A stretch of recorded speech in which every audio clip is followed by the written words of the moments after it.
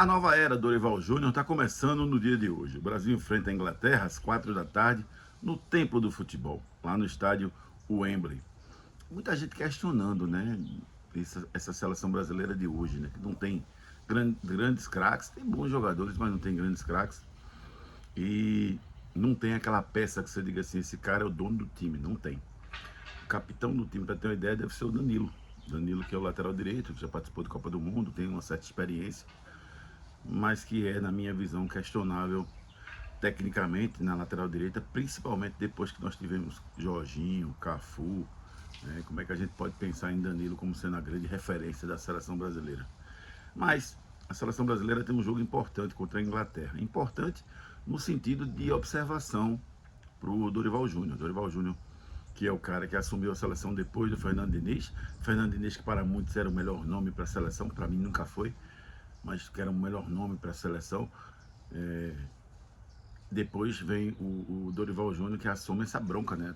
A atuação do Brasil em 2022 foi terrível, 2023, melhor dizendo, foi terrível, né? Além de rendimento, resultados horrorosos no ano de 2023. Começou até bem, né, com a goleada sobre a Bolívia, depois foi afundando, afundando, afundando, e nada mais aconteceu no ano da seleção brasileira, culminando com a derrota em pleno Maracanã para a Argentina por 1-0.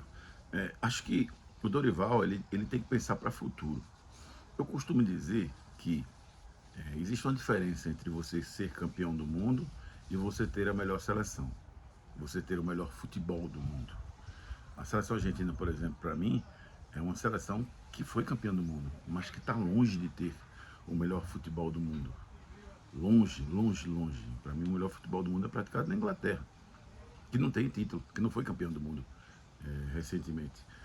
Teve até na coletiva de imprensa, não me recordo qual foi o jogador do Brasil que foi questionado, não sei se foi o Martinelli, não foi não, que foi questionado e ele disse, não, a seleção da Inglaterra está há mais tempo esperando na fila para ser campeã do que a brasileira.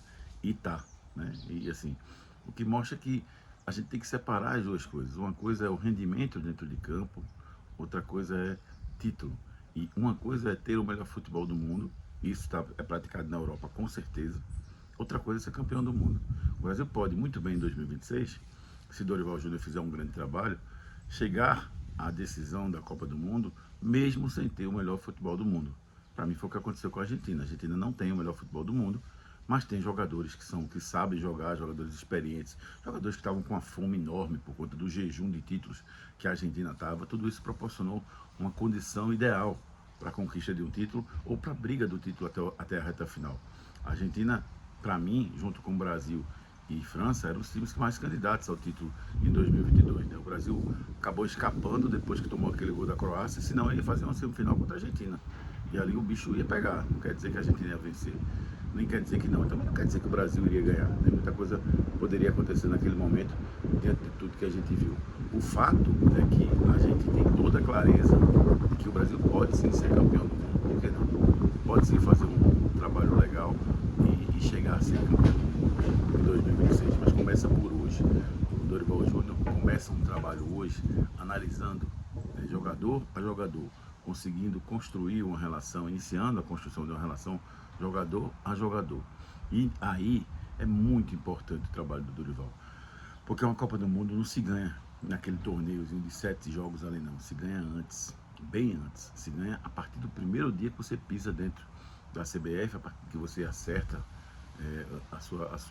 o seu contrato como comandante, e é a partir das decisões que são tomadas até lá, com quem vai jogar, os amistosos, se você se submete ou não a convocações por desejo do presidente da CBF ou de quem quer que seja, se você se submete ou não às solicitações dos clubes brasileiros, que às vezes não querem que o cara seja convocado, se você não tem coragem de tomar as decisões corretas, de barrar o jogador quando tem que barrar, de dar um esporro numa estrela grande como o Neymar, por exemplo, se você, todos esse conjunto de decisões vão culminar com a reta final, que é a Copa do Mundo. A Copa do Mundo é como se fosse a ponta da pirâmide.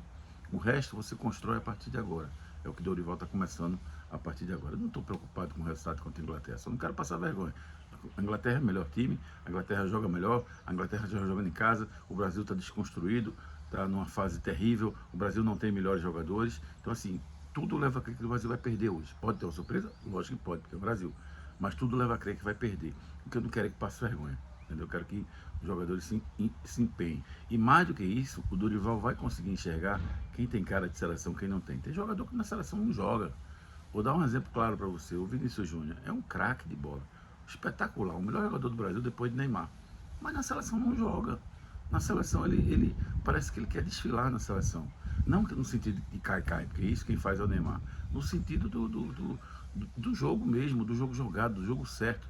De saber triangular na hora certa, de saber partir para cima na hora certa, de não partir para cima quando tem um companheiro do lado. Ele erra muito, às vezes, ele quer fazer o que ele faz no Real, na seleção, no momento errado.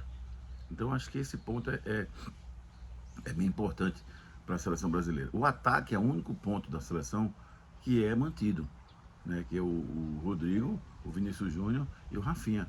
É o único ponto experiente. Então, desses caras, a gente espera muito futebol.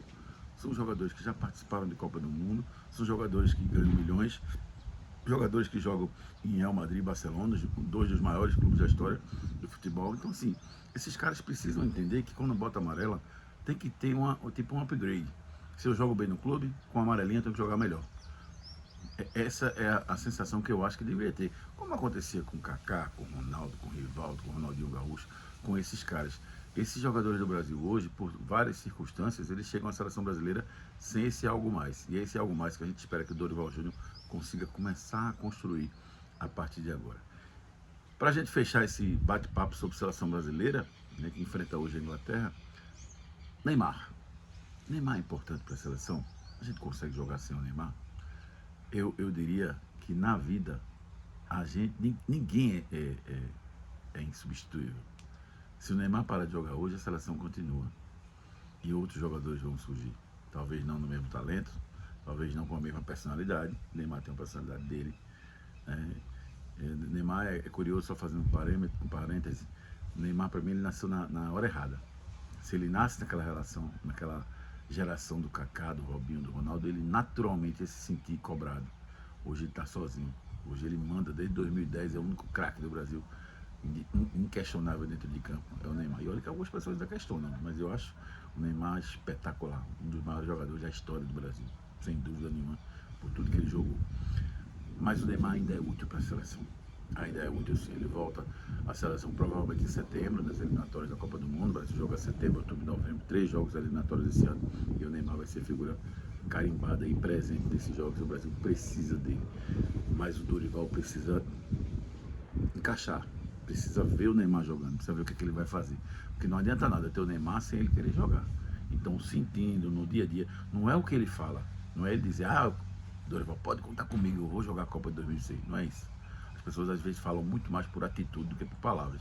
São as atitudes dele na seleção, a forma que ele chega, a forma que ele treina, o empenho, tudo que ele fizer nesse ciclo até 2026, a gente vai saber se ele vai querer jogar a Copa do Mundo em alto nível ou não.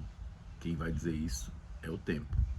Mas nós, cronistas, e vocês, torcedores, precisam acreditar na seleção brasileira e precisam dar o carinho que ela merece. Dorival Júnior merece o seu carinho. Valeu, galera. A gente se encontra na próxima oportunidade. Valeu, um abraço.